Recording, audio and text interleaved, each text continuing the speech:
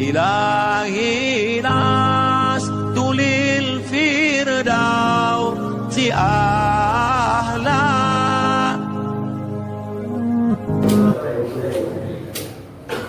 Bismillahirrahmanirrahim. Yang sekarang ini tentang menangisi mayat. Ini ada yang salah kaprah, ada yang pemahaman yang berbeda. Kan nggak boleh yang nangisi mayat. Ternyata ya kita lihat di sini. Bismillahirrahmanirrahim. Qala wa la ba'sa fil bukai 'ala al-mayyit min ghairi nawhi wa la shakki hajjin wa la darbi al-qadbi. Yajuzul buka 'ala al-mayyit qabla al-maut wa ba'dahu. أما قبله فلرواية أنس رضي الله عنه قال دخلنا على رسول الله صلى الله عليه وسلم وإبراهيم ولده يجوج بنفسه فجعلت عينا رسول الله صلى الله عليه وسلم تذرفان يعني مسيلان رواه الشيخان. وأما بعد فلما رواه أنس أيضا قال شهدنا دفن بنت رسول الله صلى الله عليه وسلم فرأيت عينيه تذرفان وهما جالس على قبرها رواه الشيخان أيضا. مسلم عن ابي هريره رضي الله عنه انه عليه الصلاه والسلام زار قبر امه فبكى وابكى من حوله. Syekh Busaya berkata tidak apa-apa menangisi mayit yang tidak disertai menjerit-jerit dan tidak merobek-robek kerak baju dan tidak memukul-mukul pipi.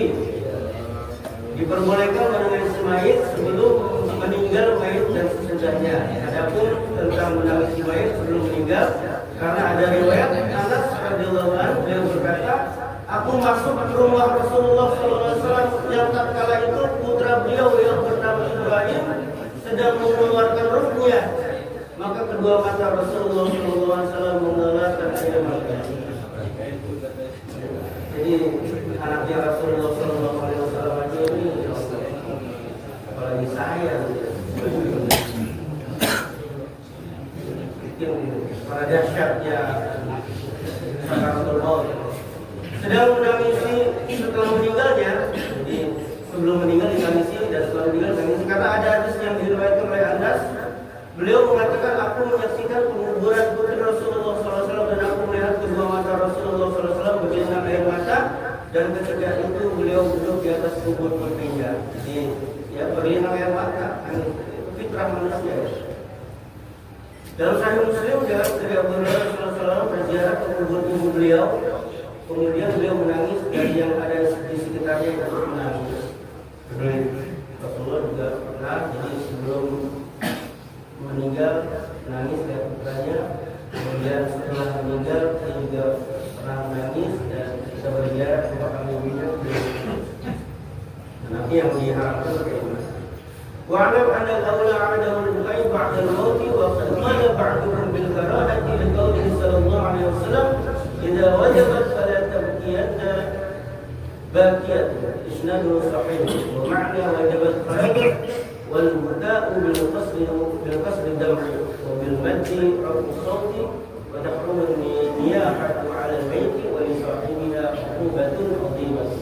قال رسول الله صلى الله عليه وسلم النافحة إذا لم تتب تقوم يوم القيامة وعليها سربان من قطران وقطران من حجارة. Ketahuilah yang lebih utama tidak menangis setelah meninggalnya, karena sebagian ulama mengatakan makruh, sebab Rasulullah SAW setelah meninggal janganlah ada seorang pun dari wanita-wanita yang menangis. Saat ini sahih, karena saat ini sahih. Maka wajibat ialah telah keluar ruh. Lafaz buka apabila dibaca pendek alifnya berarti linangan air mata, sedang tidak dibaca panjang alifnya artinya mengeraskan suara. Haram menangis, menjerit-jerit atas mayit. Orang yang melakukannya diancam dengan siksaan yang berat. Rasulullah SAW bersabda, wanita yang menangis menjerit-jerit apabila tidak bertaubat, kelak akan dibangkitkan di hari kiamat dengan baju kurung dari qatir. Qatir itu tembaga air yang panas dan dari baju besi, dari tulang datar. Jadi ini sebabnya apa? Jadi yang menjerit-jerit nangisnya, ya sekedar nangis bareng mata ya. Rasulullah itu gitu. والنوم رفع الصوت بالندب والندب أن تقول الخاسرة واسناداه وافية الزهر والحجاب وأطريق الشباب ونحو ذلك. قال عليه الصلاة والسلام: ما من ميت يموت فيقوم باكيه فيقوم وجباله واسنداه ونحو ذلك إلا وكل ملكان يلحقانه. هكذا makna naum adalah meneruskan suara dengan minta tolong. Makna najmi ialah perkataan wanita dengan ucapannya: wahai sandaran diriku, wahai kekuatan tulang belakangku, wahai kemuliaanku, wahai orang yang baik perilaku dan buktinya, dan lain sebagainya. Di orang-orang yang teriak-teriak, orang yang meninggal begitu. Sandaran kita adalah Allah Subhanahu wa Ta'ala. Rasulullah SAW bersabda, apabila ada seorang yang meninggal, kemudian orang yang menangisnya mengatakan wajib, wasnada, wahai gunungku, wahai sandaranku, dan lain sebagainya. Bisa ada dua malaikat yang ditugaskan kepada mayat itu menusuk-nusuk badan mayat itu dengan mengatakan, apakah benar kau adalah gunung, apakah benar kau adalah sandaran yang ini. Malah tersiksa ya benar gitu. Kalau yang bilang yang begitu itu yang bilang itu saudara itu nggak percaya sama Allah. Nanti tuh kalau dia ngomong gitu, malaikat jadi nusuk-nusuk apa mayatnya, menyiksa. Jadi sedihnya sekedarnya. Ini lagi ya Pak. Walau betul-betul sadri beliau di wajah makhluk, al-masyaqqul dini wa sadri wa al-qadil wa nadr syari wa du'a bil wajh wa dzalika wa hadithu haram wa amru bihi wa Rasulullah sallallahu alaihi wasallam laysa min al-madhar bal al-qudud wa shaqqul juyub wa du'a bid'ah. Yang dimaksudkan adalah mengumpuli dada dengan tangan menggenggam, adapun mencoba-coba kerana baju, mengumpul-ngumpul dan mengumpul dada dan pipi, mengirak-irak rambut dan menyeru dengan suara celaka dan lain sebagainya adalah haram, dan hal itu adalah perbuatan orang-orang jahiliyah. Rasulullah SAW bersabda, tidak termasuk golongan kami orang yang memukul pipi dan menyobai-cobai kerana baju dan memanggil-manggil seperti memanggil orang jahiliyah. Orang jahiliyah pengen itu buat dulu. Jadi biar mayatnya atau jenazahnya itu orang yang besar gitu, orang yang diumumkan, mereka berkesan gitu.